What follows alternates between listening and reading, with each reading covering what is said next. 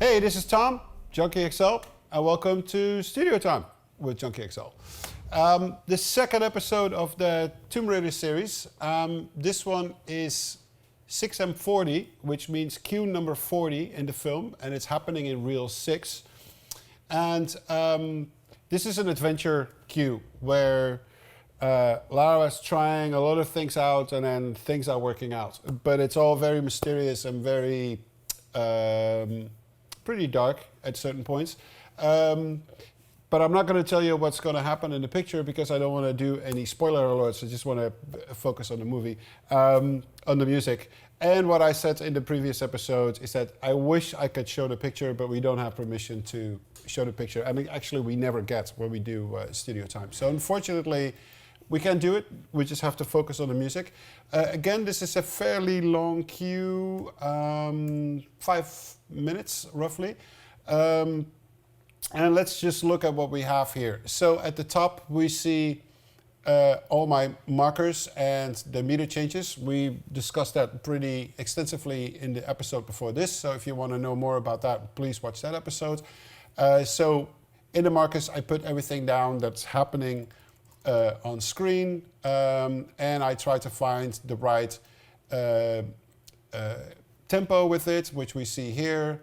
A couple of changes, but I did find a tempo that was more or less working throughout, and then halfway through the cue we go to a higher tempo, and then it stays pretty much the same throughout. And we see our signature track here, where I had to do, quite some meter changes to hit like certain shots and just to be in time with the music. Again, previous episode goes way more in depth about that. So let's now look at what instruments we've used here. Like I discussed in the previous episode, there's a folder called Special Project Instruments, and those are instruments that are unique to this film. And then underneath that, we see all the instruments that are preloaded in my template all the time. So there's a drum department here, some more drums here. We see here the Tomb Raider drums. There's a separate episode about the Tomb Raider drums, so coming up. And here we have a couple of guitar instruments, some sound design instruments, and then we get to the orchestral bit, primarily strings, and then here we see the brass. So this cue is more orchestral in nature than the one that we saw recently. But there's still a lot of electronic stuff going on, as you can see here. So I just open up the Special Projects Instruments folder. We see a lot of basses on top, zebras, a bunch of contacts, processed audio there and there, a bunch of processed audio here. We see that choir track again that we saw in the previous episode, and some drones, harmonics that are being treated. So a lot of stuff is there still, but we'll get into that in a little bit. So let me just play you what this cue is, and then after that, we'll go in and talk about it. Okay, here we go.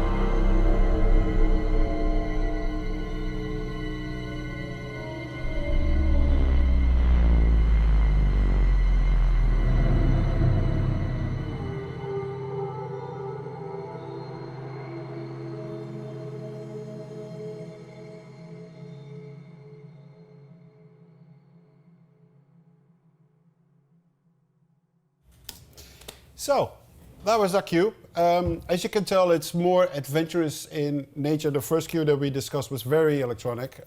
There's a lot of electronic stuff going on in this cue, but there's definitely more orchestral stuff going on.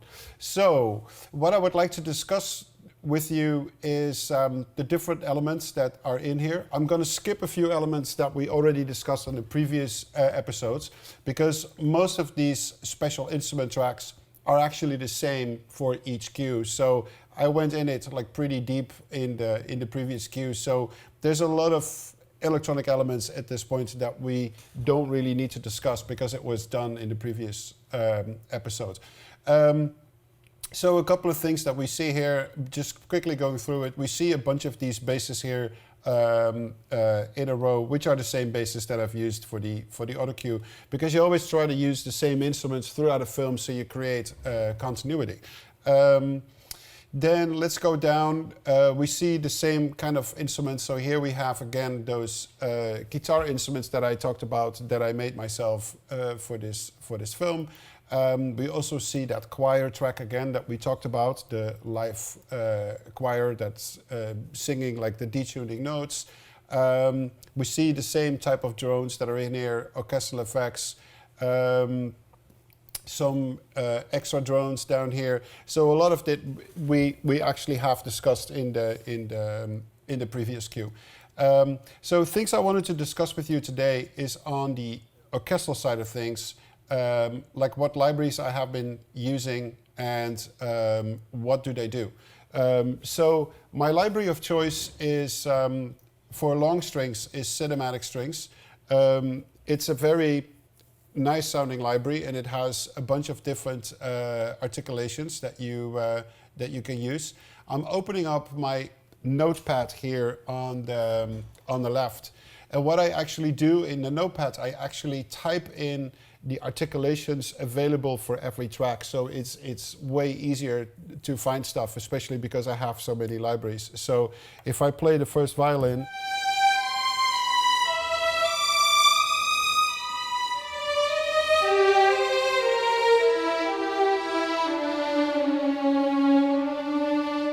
so that's the legato mode, and as you can see, it has these key switches on the left, so I can basically go through all of them. So non-vibrato, a little bit more, even more, the most amount of vibrato. And then we go to the next key switch,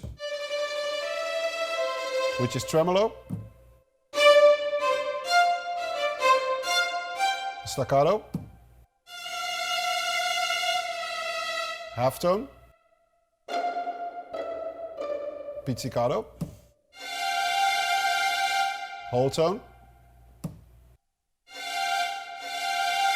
and then the B flat is note legato on off. So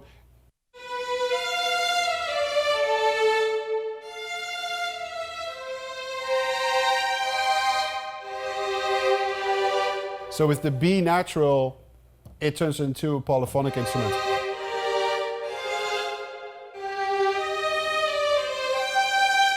So it's a really nice sounding string library. I did quite a lot of processing on this to make it sound the way that it sounds. For starters, I resampled the samples that come with the library. But let's just now look at the returns. Let's see, I have this thing set. So I have this button on my touchscreen that is on and off sync mixer and projects, which basically means that I can now start selecting different tracks in my mixer page without losing the MIDI connection that actually goes to that instrument. So let's now find this string library.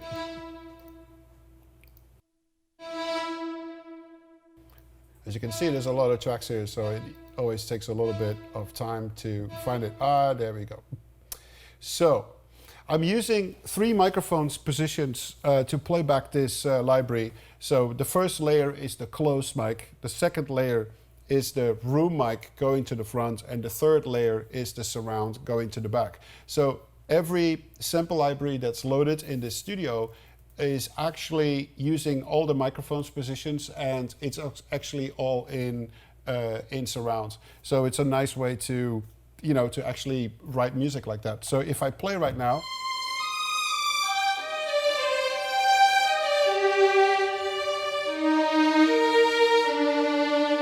we see two faders getting signal.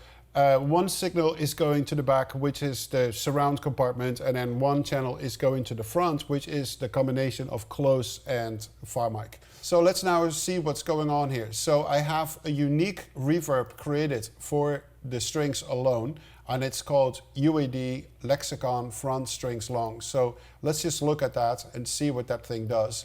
And there it is. So let's open up this reverb. And this is the reverb that I'm using. It's a fantastic sounding reverb. It's the Lexicon 224, which was one of the older reverbs from Lexicon, and I think it was the first or the second digital reverb that they ever released. And I have it set to 2.8 seconds.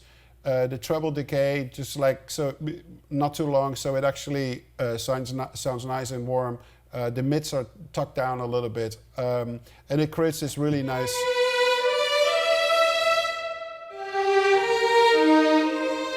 reverb. So now I have one that is going to the back too. So there's one reverb going to the front and one reverb is going to the back.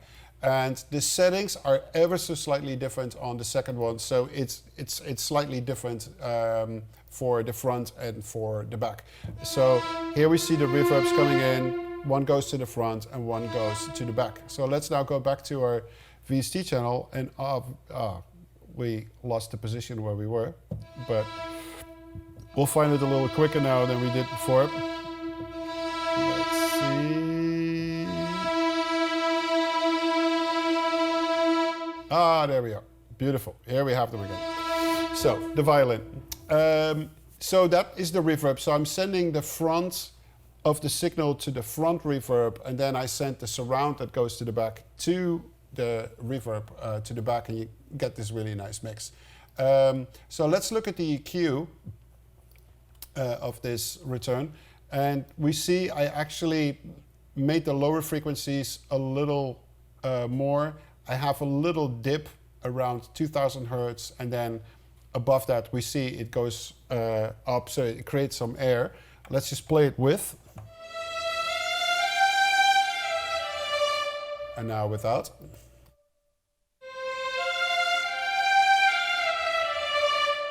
With.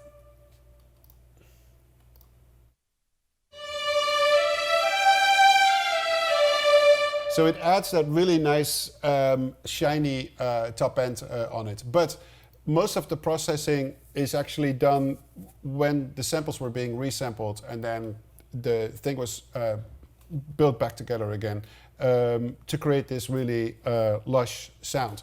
So that is the cinematic strings. I can go through the other tracks. So I've got the first violin track here. So the second track is actually the Divisi track. So it means that the group of 14 is now split in a few players that play this and a few players that play that. So if I open a MIDI part right here, here you see the first violin playing this melody here, and this is the Divisi track that plays the other bit. So if I just were to solo this,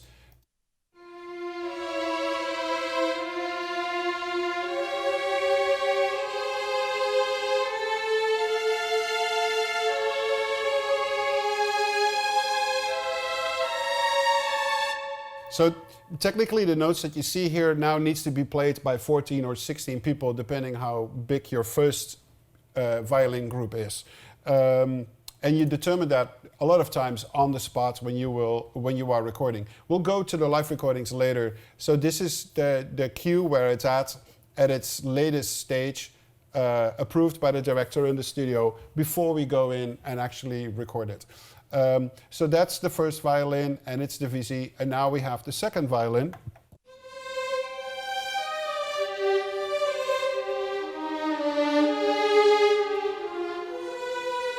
A very nice sound, and it sounds further in the back. So the processing on these tracks are somewhat similar, so I don't need to pull that back up. Also here we see the divisi of the second violins. So that means that if they play together, you have a top line, you have a bottom line. And let's just play this section quickly.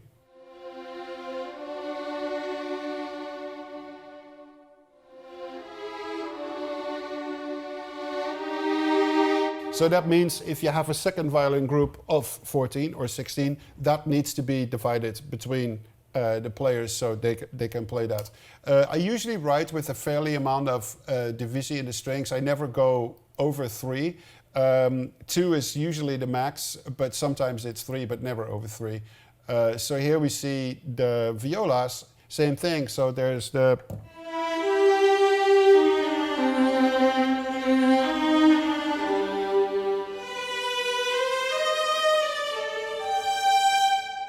So that's the viola, and again, the divisi viola sits underneath, so if you write more than one part, as we can see here, so now the viola group also needs to be split up between 2 different lines.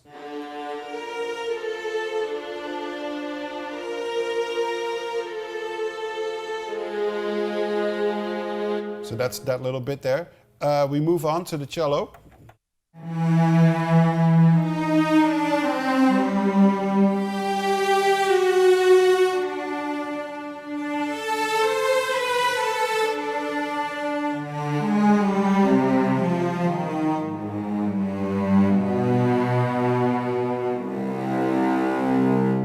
Very nice sounding sound. On top we see the first cello, and then we see the cello divisi.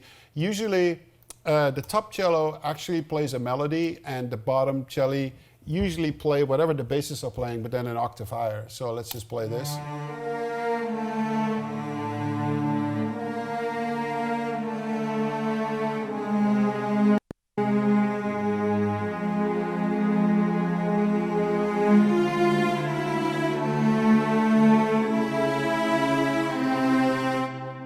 There you have the cello, and then the bass is only loaded once because usually the bass...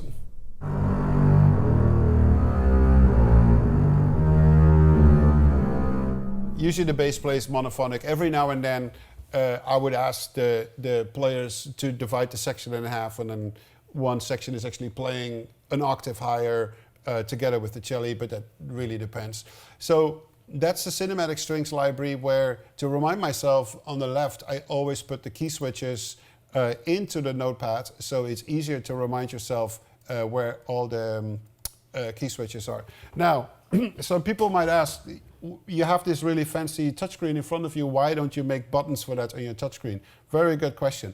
The point is that I have so many libraries loaded that I would need so many pages for these key switches, and by now I just know them out of the top of my head. So I just do it like almost as second nature. So it's quicker to do it now with touchscreens. The other good question would be, why don't you set up the expression map, which is right here, and here you could potentially do that for every articulation.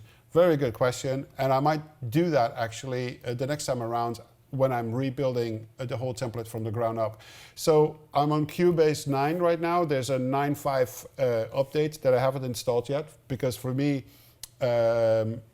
security, safety, and just stability is very, very important. So I haven't switched to 9.5 yet, but probably when 10 comes out, I don't know when 10 comes out, but then it might make sense to build the template from the ground up, and then I'm potentially going to look into the expression maps to see if there's a better way of doing this than what I'm actually doing right now. And if you guys know better ways to do this, then please leave a comment underneath the video, and I would love to take your advice that you might have. So let's now look at the brass. Now the brass is a somewhat similar story as Cinematic Strings. I actually remix these samples slightly different, so a lot of the processing is done internally on these samples. But it's my brass library of choice. There's other really good libraries out there, and we're in the middle of actually trying a bunch of them and to see if they're helpful. Let's just start with the horns. So on top I have a 6-horn patch.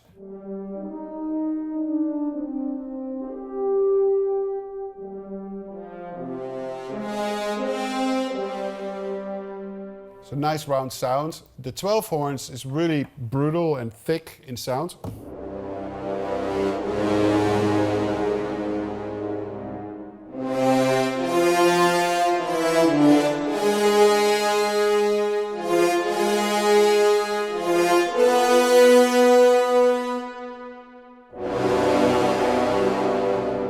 Really good sound. The trombones.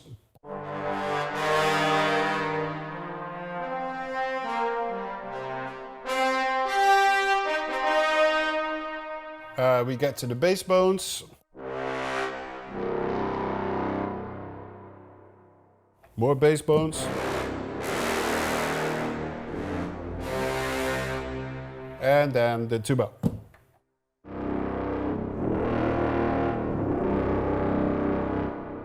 So let's look at the mixer, for instance, of the horn patch. Let's see what's going on there.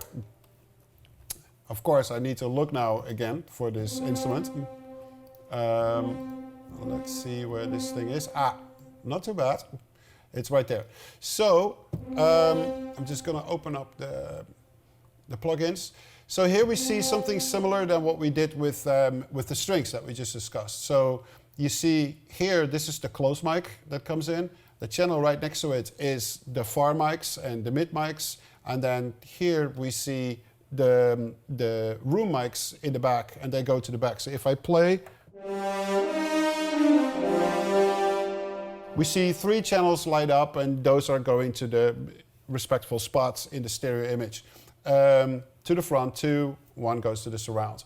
Also here we see a reverb that's dedicated for brass only, and again, this is the Lexicon 228 that we just discussed. It has slightly different settings. I have a slightly different reverb for the brass than for the strings. The brass reverb is actually a little longer and a little bassier because I like the sound of that. And there are 2 plugins on top of each channel. So there's the 560 right here, and here is the 550B. So the things that I put in here, so if I were to select these 3, I just quickly make a group of them and just deselect the plugins.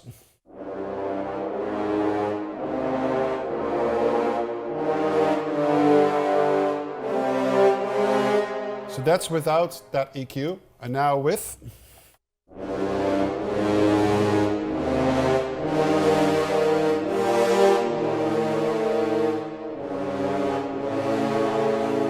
So it's quite a difference. It's beefier, it's brighter, and it's more top end. And the samples themselves have been treated. So it's quite different than actually what you get when you buy it. But so what do we see here? So around 100 hertz, I'm adding almost 6 dB to the low end. Around 180, 2 dB. Around 8K, 2 dB, and 10 and above, 6 dB. So it's really opening up the spectrum. And then on the graphic equalizer, we see a little bit more top end there, a little bump around 125, and a little roll off around 31 hertz, because that really low frequencies we don't really need. So I'm just rolling it off a little bit. The combination of these 2, I'm really happy with the sound of that. And the EQ settings are slightly different for the room mics than for the close mics.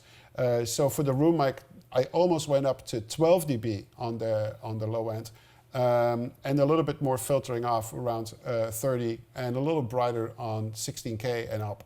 And let's see what I did for the surround mic.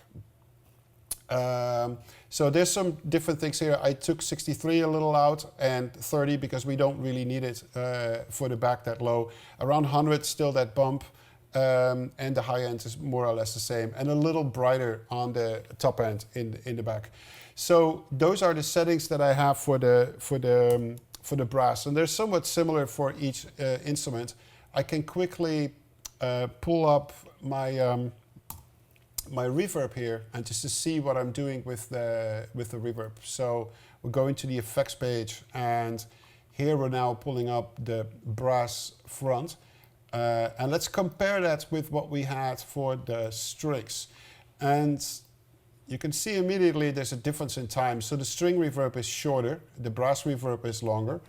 And we see that the treble decay is a little longer on the brass reverb than the string reverb, which makes it a little longer, obviously, and a little brighter. We see that the bass mid mix is slightly different on the brass reverb than the string reverb. So these small differences just create extra depth in the mix, and I really like using multiple reverbs and multiple delays with slightly different settings, so you get a more complex sound. Again, if you go to Studio Time Season 1, there's a really solid episode about the use of effects and how the template works. We're now looking at the mix session. And at the beginning of this episode, we were looking at my full Cubase session with all the MIDI in it and the sample libraries and all the loaded contacts and whatnot.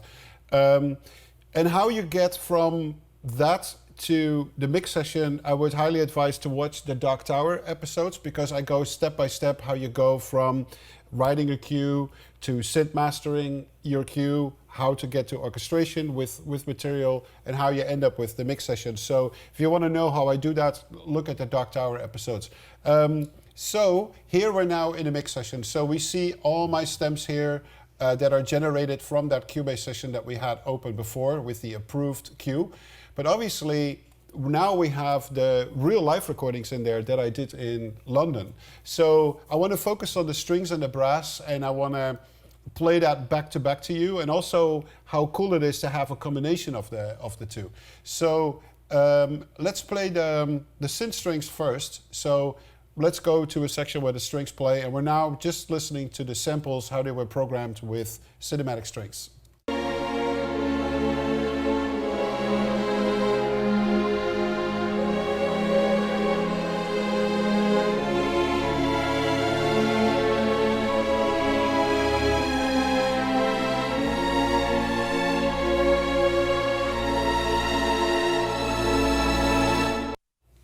So those are the programmed strings. Now let's listen to the actual live recording done in London.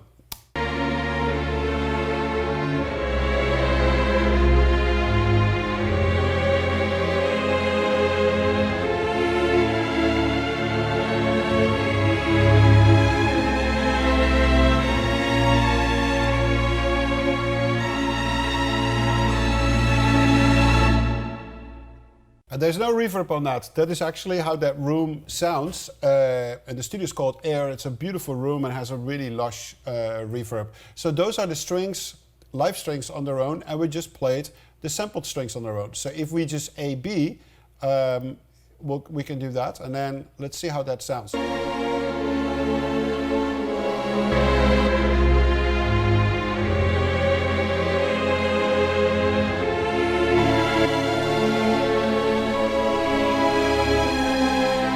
So the samples have a very, very direct quality to it, whereas the live recording is more roomy. So let's just see if there's a way to find a balance between the two where you could actually play both at the same time, which is a sound that I really like. So let's just play it again, and let's move some of the sample strings in.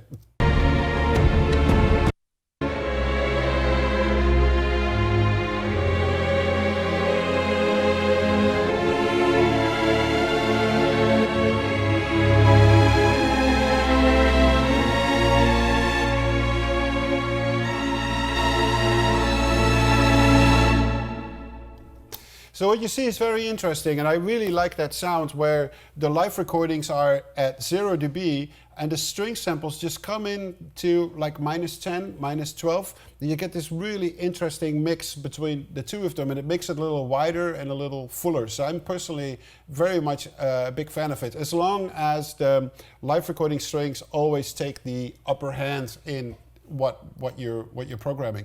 So let's now look at the brass.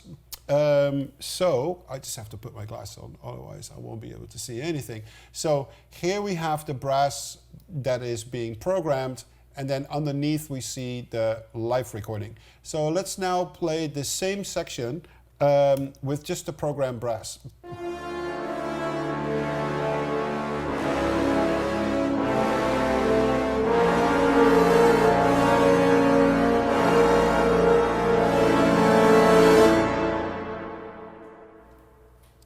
Okay, and now let's listen to the live recording, recorded at Air.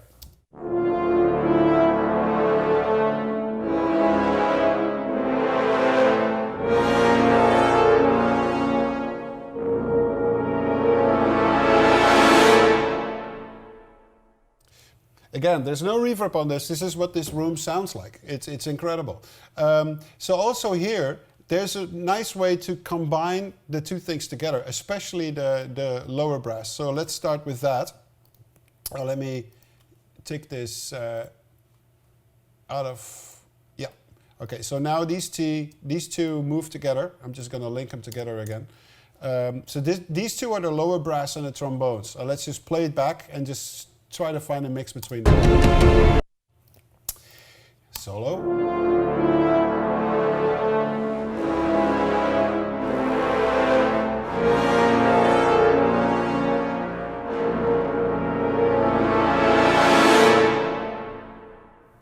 Again, that's just like a nice mix there. It gets tricky with the horns though, because the horns immediately start to feel like they're programmed. So let's just...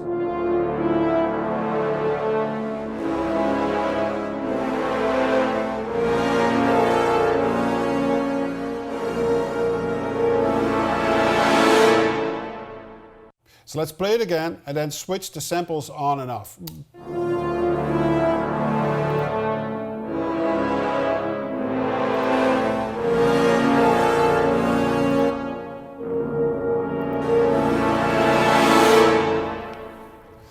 So, also with the sampled brass, with the brass, I feel like a little bit of the samples in there is actually thickening things up. So now there's a trick that you can use if you feel like the brighter side of the samples are taking over the orchestral elements. And this is what you can easily fix. I'm just gonna turn this back into a group again. I have to unlink selected first, and then going to put these in a group, and I'm going to make sure that EQ is on. So a trick that you can use is that you're basically rolling off the high frequencies of the samples just by quite a lot. So now that if we play the sample solo now,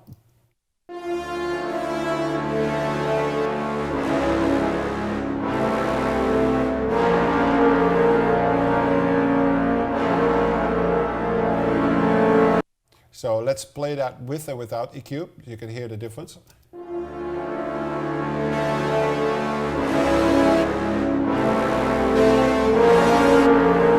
So now I'm rolling off all the high frequencies of the samples, and now I'm gonna add it back in to the live recording. So now we won't hear the really artificial high end that you have with samples, and you get a much more natural sound. So let's just play it now with these processed samples into the live recordings. Here we go.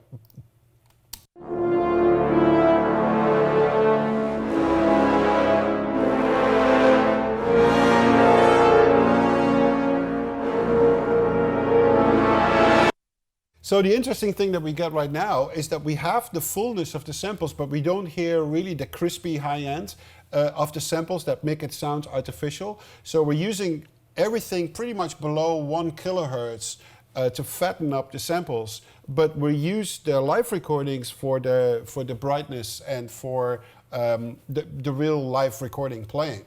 So this is a trick that I also use a lot to create fullness with the samples without them overly hearing in the final mix. So that was this episode, like primarily focusing on the orchestral libraries and how you mix the live recordings. And I hope you liked this episode. See you on the next one. Bye.